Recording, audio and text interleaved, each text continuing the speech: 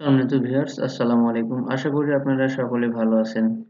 আজ আমরা MS word এর অর্থাৎ মাইক্রোসফট অফিস ওয়ার্ড এর যে বিষয়টি দেখব সেটা হচ্ছে কিভাবে হাইপার লিঙ্ক করে। অর্থাৎ এই কিছু লেখা আছে সেই লেখার মধ্যে কোনো একটা লেখাতে হাইপার লিঙ্ক করে দিব এবং সেই লেখাতে কন্ট্রোল চেপে ধরে ক্লিক করলেই সেই লিঙ্কে যে বিষয়টি আমি রাখবো সেটি ওপেন হয়ে যাবে।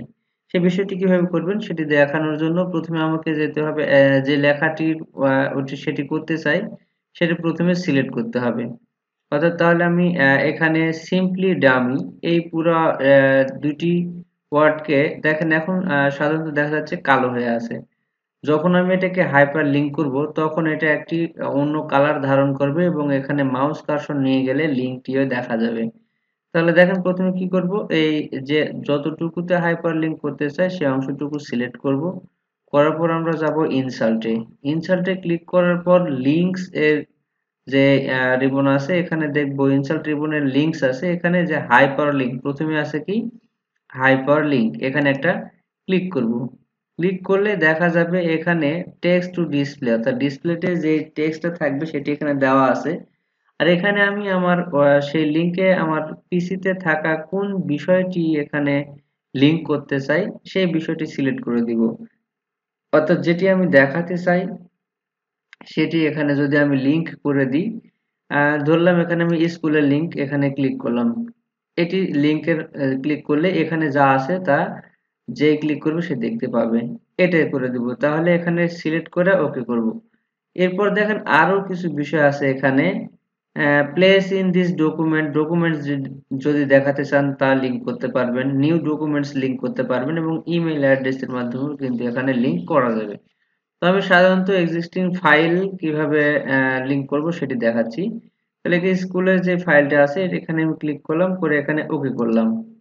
দেখেন আমার এই যে সিম্পলি ডামি টেক্সটটা কিন্তু কালার আলাদা হয়ে গেছে। অন্য জায়গায় মাউসের কার্সর নিয়ে যান কোনো কিছুই কিন্তু দেখা যাচ্ছে না, কিন্তু এখানে যখন এই কালারের নিচে এবং আন্ডারলাইন হয়েছে এখানে নিয়ে গেলে একটি লিঙ্ক দেখা যাচ্ছে এবং এখানে বলেছে এখানে ক্লিক করতে হবে কি দিয়ে কন্ট্রোল চেপে ধরে এখানে যদি মাউস নিয়ে যায় কন্ট্রোল চাপার পর মাউস নিয়ে গেলে দেখেন একটা হাতের আইকন চলে আসছে।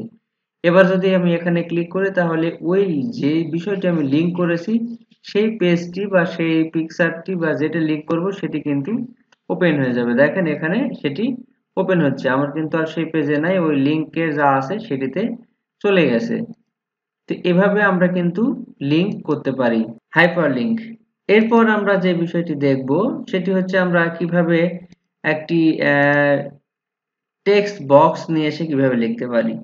এখন মনে করেন এই জায়গায় অংশটুকু ফাঁকা আছে, এই ফাঁকা অংশটুকুতে আমি একটা টেক্সট বক্স নিব।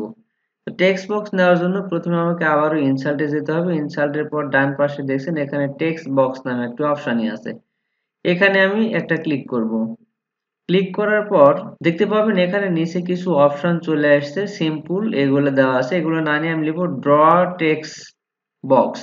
অর্থাৎ আমি টেক্সট বক্সটা নিজে অঙ্কন করে নেব। তাহলে এখানে আমি একটা ক্লিক করলাম, করার পর দেখেন মাউসের পয়েন্টারটা কিন্তু এখন প্লাস আকার ধারণ করেছে।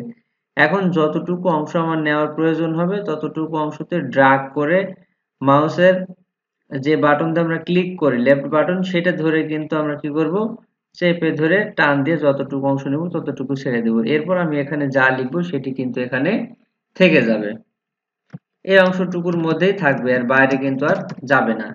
তাহলে এভাবে আমরা কিন্তু টেক্সট বক্স নিতে পারি। তো সম্মানিত ভিউয়ার্স, আজ এই দুটি বিষয় আমি দেখালাম। সামনের টিউটোরিয়ালে আমরা অন্য আরেকটি বিষয় দেখার চেষ্টা করব। সেই পর্যন্ত সবাই ভালো থাকবেন, সুস্থ থাকবেন। যারা চ্যানেলটি সাবস্ক্রাইব করেননি অবশ্যই চ্যানেলটি সাবস্ক্রাইব করে বেল আইকন প্রেস করে রাখবেন, যাতে আমি এরকম মজার মজার ভিডিও আপলোড করার সাথে সাথে সেটি আপনার নোটিফিকেশনে পেয়ে যান। আর যারা ইতিমধ্যে সাবস্ক্রাইব করেছেন তাদেরকে অসংখ্য ধন্যবাদ।